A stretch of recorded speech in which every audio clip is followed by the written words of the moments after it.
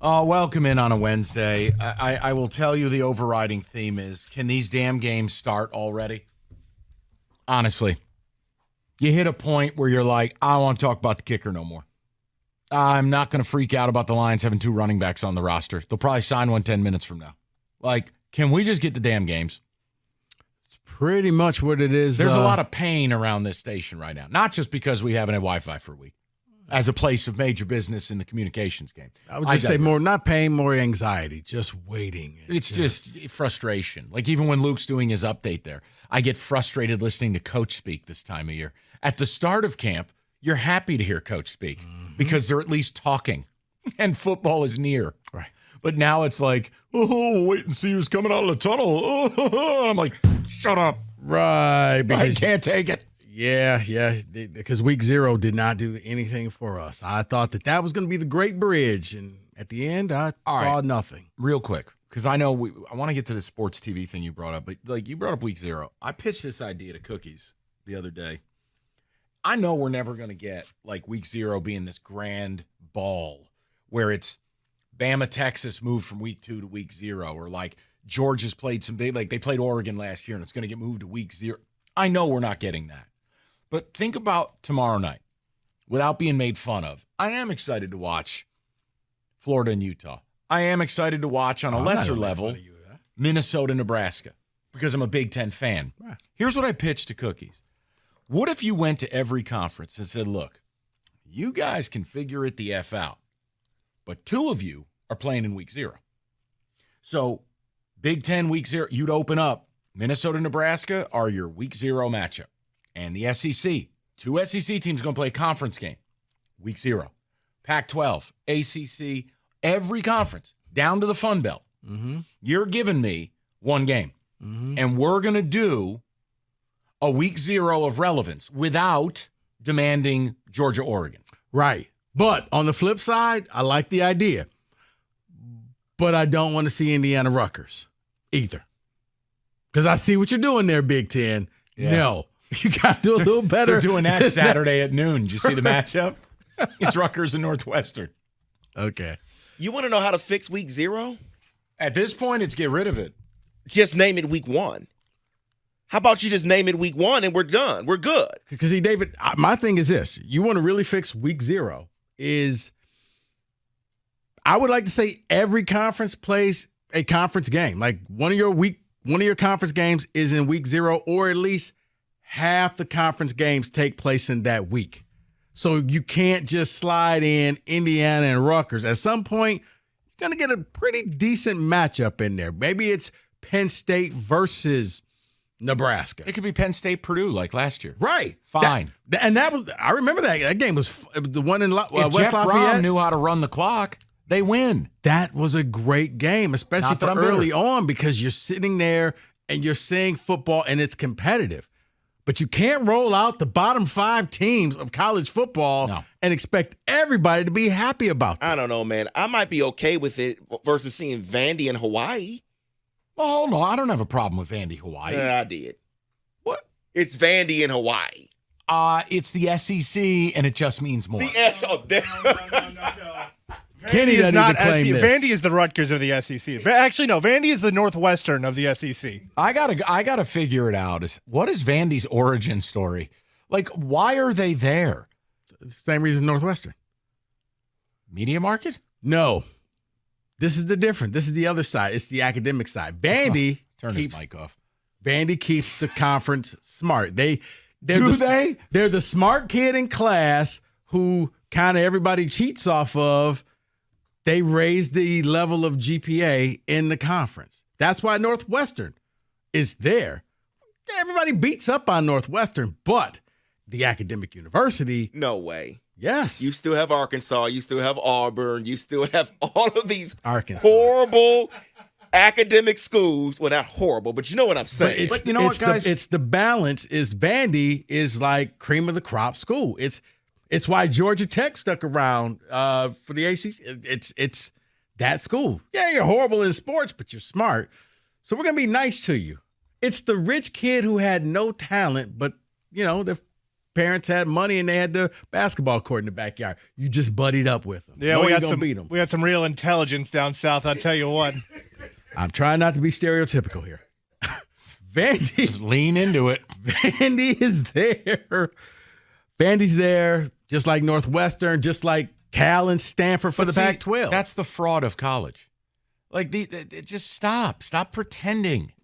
Stop trying to be like academia Monday to Friday, and then you turn to the NFL on Saturday. Like, just own it. Be done with it. That's what's missing. Because but here's the thing. It sounds good.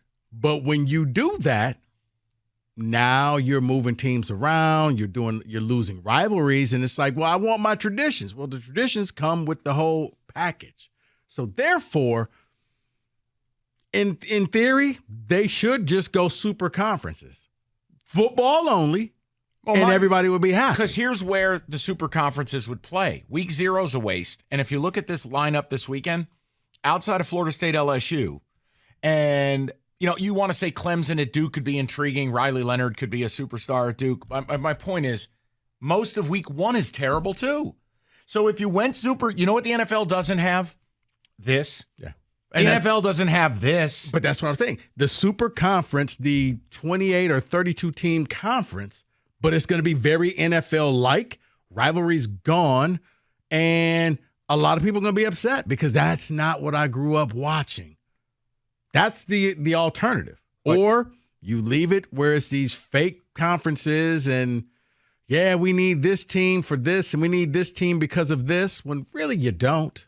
So then you're putting a question to people of, do you want to go all the way back or all the way forward? Because we know the middle ground's not working.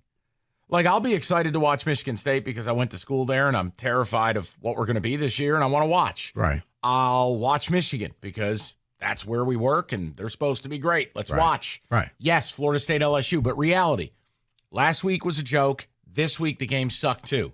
So figure it out. At least the old way, the way that you make fun of, there were always premium matchups to open the season. Yep. Always. Yeah, in New Jersey. They had Giant Stadium. the Kickoff Classic. Yeah. That's way back. Yeah. That's like Syracuse versus Miami and stuff like that. But, like, you can go all the way back or all the way forward. The way to do it all the way forward where you'd have good matchups, you need 64 teams. That's it. We've always talked about, like, if they were going to go to super conferences, it would be 4 16-team conferences. Mm-hmm. Name them whatever you want, but it's really East, South, North, and West. That's it. Right. If I let you write down on a piece of paper the 64 programs that would make the cut, it would be hard for you to find a week filled with terrible matchups. See, I think if you really want that, Mike, you would just go with 8 teams and go 32 teams, because then you are guaranteed that every week it's NFL-like, but you're going to have great games. That's not what I want. That's not what I want. I know. 64 includes every relevant program for the TV deal. But for 64, you're going to end up with still some bad games in there. You'll have some good ones. Okay, I'm going to try this one more time without losing my temper. I know you will have some bad games. I said you will never have a week that is exclusively bad like we're doing now. That's my point. I just got to have some meat on the bone here. I'm still trying to do the TV thing for you because I know you're going to shoot it down if I don't include the markets. No. So now we got the markets. No, I'm not. No, because if you went 32, then every channel is going to want a piece of that pie. Right, except the fans, you'll lose 3/4 of them. Yep. That's the problem. We can't do that. And I look at this and I go, this isn't working either. And if this new Big Ten thing, you can't just wait. College football is what, 13 weeks total? I can double check. Yeah, about that. You're 13, 14 weeks. 2 of them are garbage. Like, think about that. So week 1 and week 0 are nonsense. I mean, we care about the MSU game because we went to school there, or Michigan fans. Like, no disrespect. Are you going to the Big House to see them as 37-point favorites over ECU? No. I mean, but when you really think about it, Mike, really if you include week 0, the first 4 weeks, you get a few good games. There you go. So now you've taken a third of the season and gone because they're all garbage. non-conference games. That's why I say if you just go with these, whether it's 32 or 64 or 32, you're guaranteed that every game is a conference game. And now, So we agree it's not working like this. Do we agree on that? Yeah, because So these. then what do we, like right now, if I give you your Men in Black stick, the thing. Neuralizer. Yes, exactly right. If I give you that and I say you can wake up and have college football one of two ways. We can turn back the clock 10 years or we can move forward 10 years. Which one are you taking? I know what my answer is. I'd probably say we just go ahead and move forward 10 years. Oh, I want to go back. I know. I want to go back. I know. I don't like this. I know. I'm afraid of what. Well, and But by it's the hard way, to go backwards, Mike. Oh, I know. I'm breaking the stick in half. I'm winning right now. No, Come on now. Hold on. I know your team's winning it all. I get that. But Kenny, you grew up on college football, all right? SEC on CBS and an announcer named Vern with no neck. Okay, that was college. Vern Lundquist had no neck. Scientifically, no neck.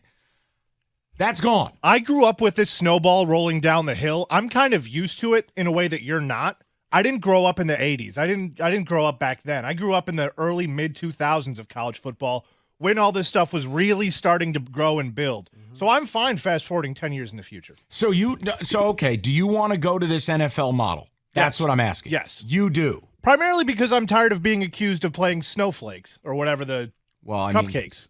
yeah, I was Snowball. going to say, what are you Whatever What it are we is. going political here? No, Right. All right. God, no. Kenny Cott on politics. Kenny, fun I got fact. another thing for you. Fun fact: if the rules now, if the rules now were in place, then SEC wouldn't be the most dominant conference.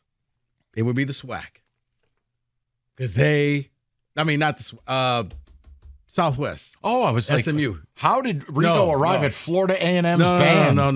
no. I hear you. Arkansas and all the Texas schools. because they Yeah. were paying players. They were paying players when it was illegal. So just imagine that 8 teams right there. That would be the SEC. So let me ask the question. Like, just work with me on this. If you're cruising around on your Wednesday and we're 48 hours from college football, well, really just a little over 24.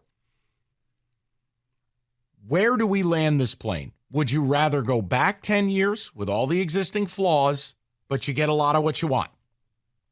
Or door number 2, the brave new world of Rico, Media Market Beard, and wherever these pigs that run these conferences land the plane. The problem is, if it was me trusting Rico to design something, I'd be more comfortable with it. I'm terrified because these are the same idiots who, instead of going from 4 to 8 or 4 to 16, said, wait, let's do a 12-team playoff. Yeah. I can't trust these people. Yeah. If you told me we could go to a future that was 64 teams with 4 conferences or divisions that were geographically relevant and competitively balanced, I would probably say, fine, I will, as Rico put it, give up the garbage bag against the wind. Or whatever you were saying about the Mel Tucker stuff. You're like, I'm holding up a garbage bag with a hole in it.